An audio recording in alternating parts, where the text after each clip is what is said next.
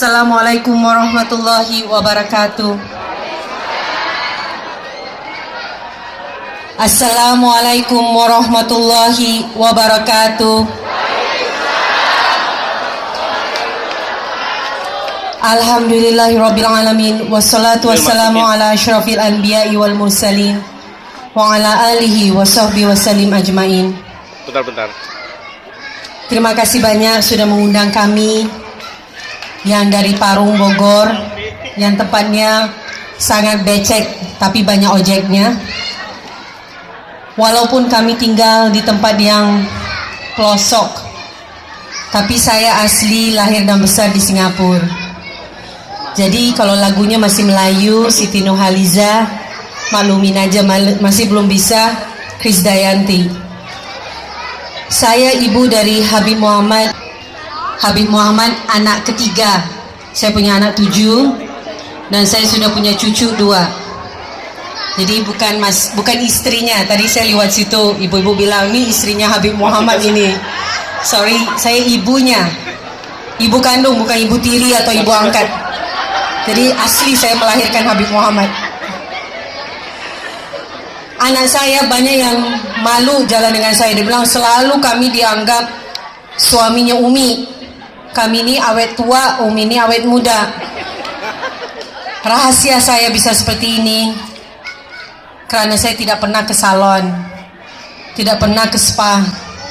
Kerjaan saya ke sawah di Karawang. Kami punya sawah di Karawang 100 hektar.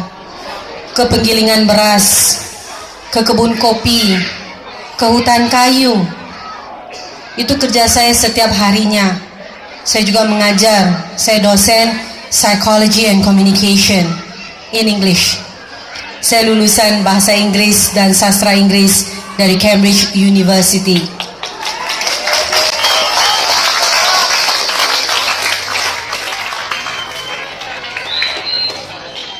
Jadi kalau ibu-ibu mau awet muda, mau cantik, luar dalam, namanya juga inner beauty.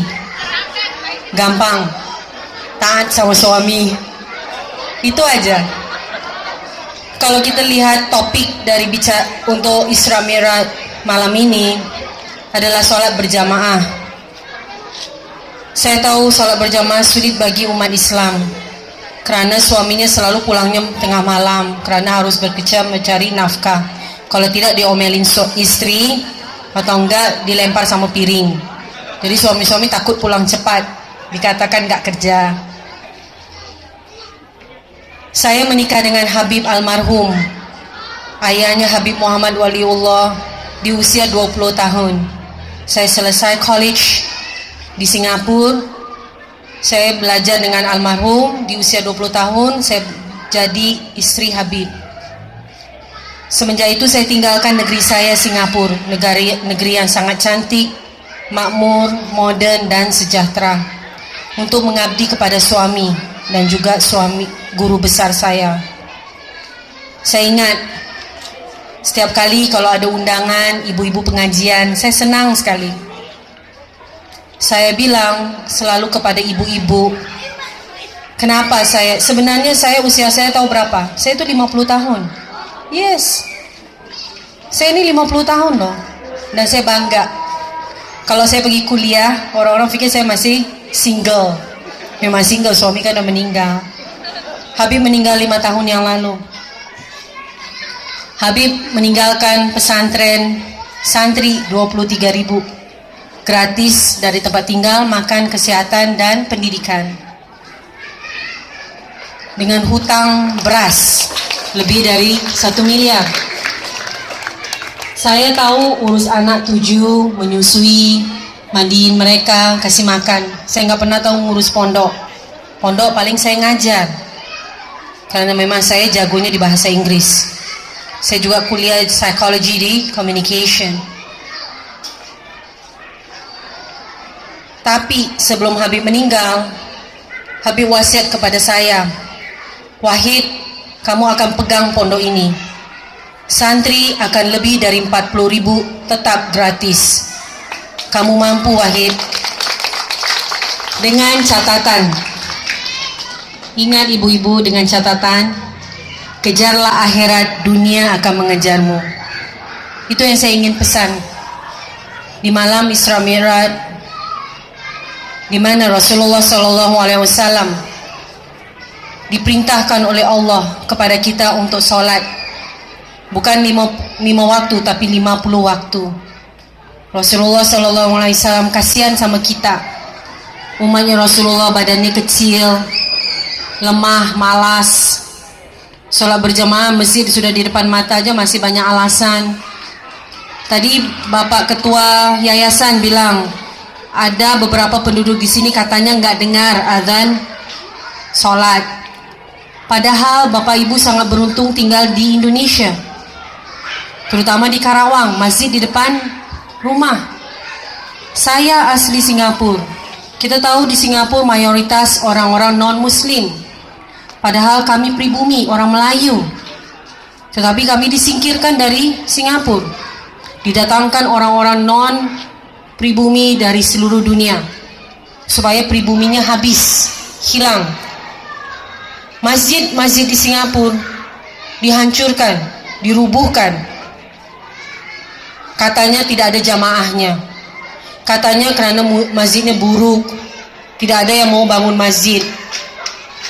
Bapak Ibu, kalau tahu, kami umat Islam di Singapura itu gotong royong mau bangun masjid supaya masjid itu bagus, supaya tidak dirubuhkan oleh pemerintah. Tapi tetap aja mereka rubuhkan. Mereka bilang tidak ada jamaah. Padahal kalau sholat Jumat itu luber sampai kemana-mana. Di Singapura, azan itu bisik-bisik. Tidak boleh kita teriak-teriak di luar. Katanya mengganggu ketentraman orang banyak. Tetapi kami umat Islam tetap kuat. Di Indonesia, umat Islam terbanyak di dunia. Tetapi sholat berjamaahnya masih banyak alasan.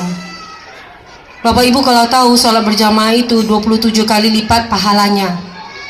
Saya di rumah, saya punya anak laki-laki 4, anak perempuan saya 3. Jadi kalau saya mau sholat berjamaah, saya panggil Habib Muhammad, tunggu sebentar, Umi masih ada tamu atau Umi masih ngajar, nanti kita sholat berjamaah.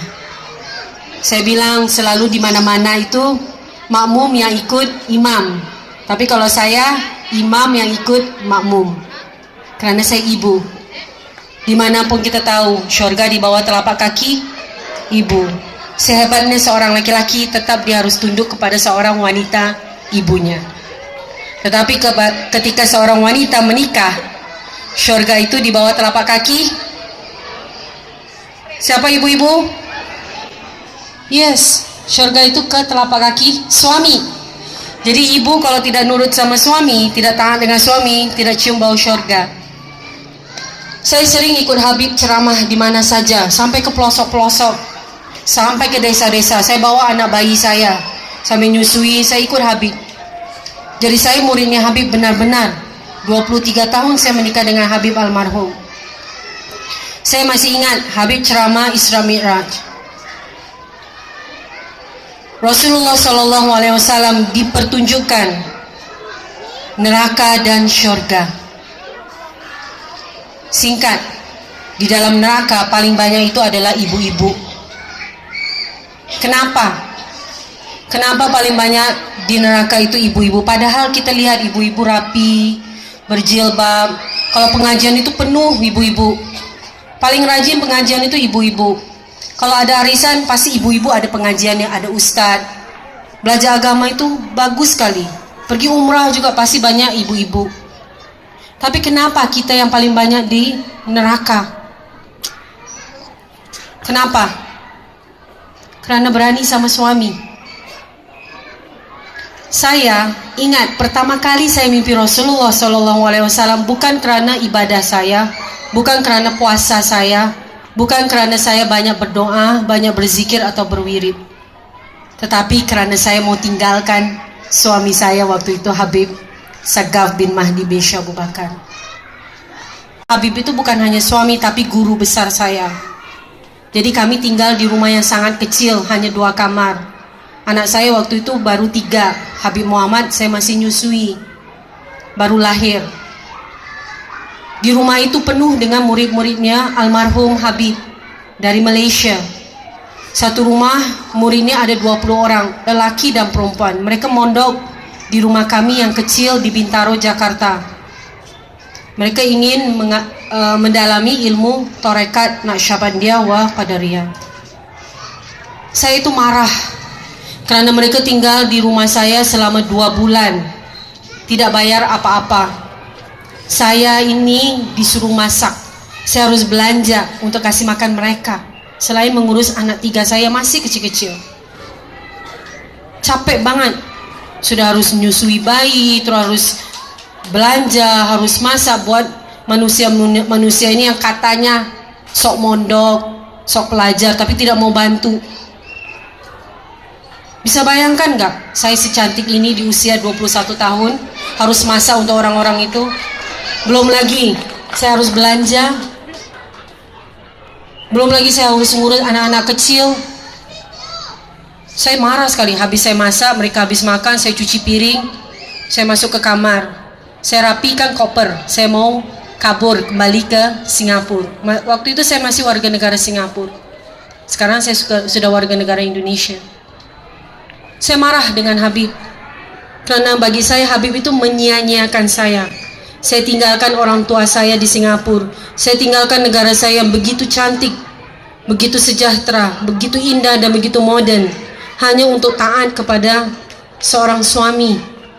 Tapi Habib tidak menghargai saya, malah saya harus jadi tukang masak, tukang cuci piring, tukang belanja. Tega banget kan? Belum harus melahirkan anak. Saya tuh dikenal di Singapura tuh pabrik anak. Saya kalau ke Singapura tuh bawa 7 anak tuh deret-deret, lepas itu gendong lagi satu. Yang lain kecil bawa tas masing-masing. Itu setiap tahun saya kalau mudik pulang ke kota Singapura. Jadi habis bersihkan dapur, saya masuk ke kamar, saya beresin koper. Sampai beresin koper, Habib Muhammad nangis, minta susu. Habib Muhammad masih belum 1 tahun, masih menyusui. Akhirnya saya bilang, saya tutup koper saya. Habib tidak ada di rumah. Akhirnya saya baring, saya nyusui Habib Muhammad. Saya bilang, Habib Muhammad, ini susu terakhir. Umi mau kabur pulang ke Singapura. Umi tidak tahan tinggal di sini. Ini air susu terakhir, Habib, saya bilang. Saya nyusui Habib Muhammad, saya ketiduran. Jam 2 siang. Di dalam tidur siang saya itu saya mimpi Rasulullah. Rasulullah dengan wajah seganteng-gantengnya. Di usia 25 tahun. Matanya coklat bening, rambutnya coklat pirang, ikal. Rasulullah kurus, masih muda, masih bujangan. Saya duduk berhadapan dengan Rasulullah SAW. Di dalam hati saya, Masya Allah, Rasulullah di depan saya. Rasulullah lihat saya, Rasulullah senyum. Rasulullah sedang makan roti Maryam, roti kering. Rasulullah sobek rotinya, Rasulullah kasihkan ke saya. Saya pegang roti itu, saya lihat Rasulullah.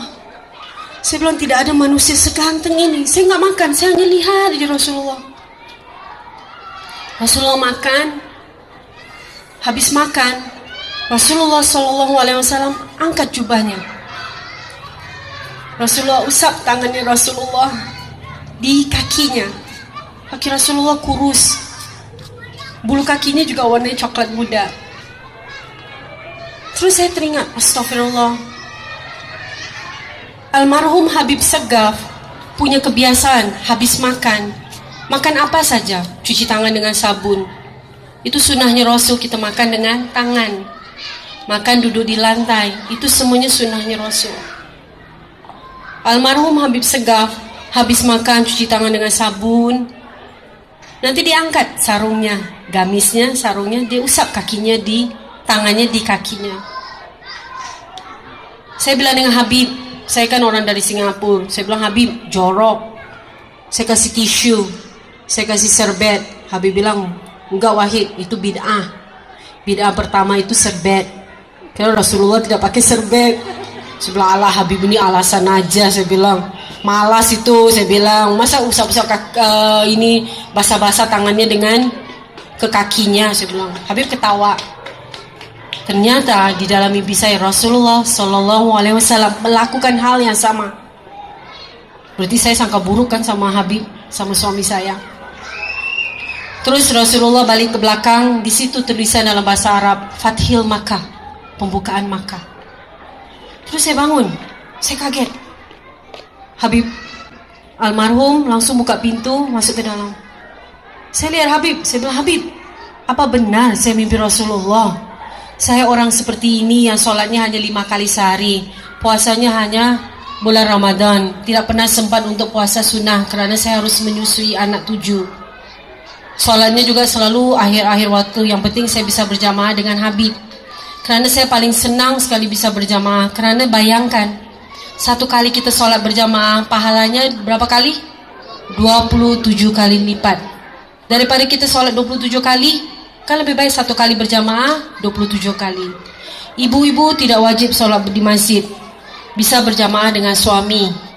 Tapi suami-suami harus ingat, ketika masjid di depan rumah, wajib sholat di masjid. 40 rumah yang mengelilingi masjid ini wajib sholat di masjid. Ibu-ibu bisa berjamaah dengan anak perempuannya, bisa berjamaah dengan anak laki-lakinya kalau masih belum baligh. Siapa saja dengan mbaknya di rumah, tolong kita berjamaah. Yang penting saya dapat pahala 27 kali lipat. Saya lihat Habib almarhum.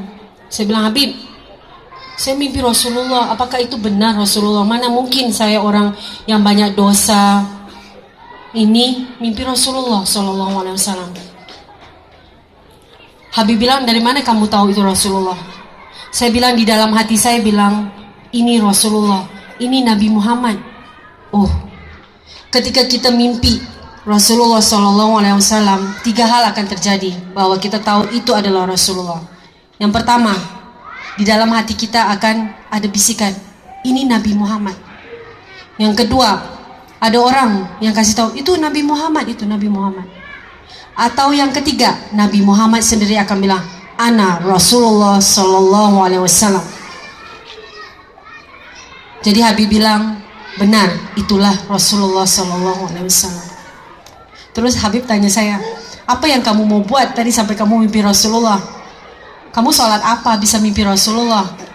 Kan ada orang sholat hajat supaya mimpi Rasulullah, baca selawat yang banyak supaya mimpi Rasulullah. Saya bilang, saya mimpi Rasulullah Sallallahu Alaihi Wasallam karena saya mau kabur dari Habib. Saya mau kabur dari Indonesia. Saya mau balik ke Singapura karena saya tidak tahan dijadikan babu. Capek tahu nggak? Sudah melahirkan, menyusui, bersihkan rumah, masak, nyuci. Habib ketawa. Habib bilang, karena pengorbanan itulah, karena kamu taat dengan suami, kamu mimpi Rasulullah Sallallahu Alaihi Wasallam. Itulah pesan saya kepada ibu-ibu. Anywhere I go, di mana saya pergi, saya selalu pesan kepada ibu-ibu, taat dengan suami. Alhamdulillah masih ada suami. Kalau sudah seperti saya, kita mau taat dengan siapa lagi? Dandanlah untuk suami, bukan untuk orang lain. Ibu-ibu perhatikan, ibu-ibu kalau di rumah pakaiannya daster. Benar nggak bapak-bapak? Saya dulu kuliah, saya sedang ambil kuliah S3 di UIN untuk Islamic Studies. Saya punya dosen itu tukang ngomel, bapak-bapak tapi tukang ngomel. Dia bilang, saya tuh punya istri. Jadi dengan anak-anak kami, murid-murid S3 itu, dia bilang, dia curhat. Saya punya istri paling senang sekali dandan untuk orang lain.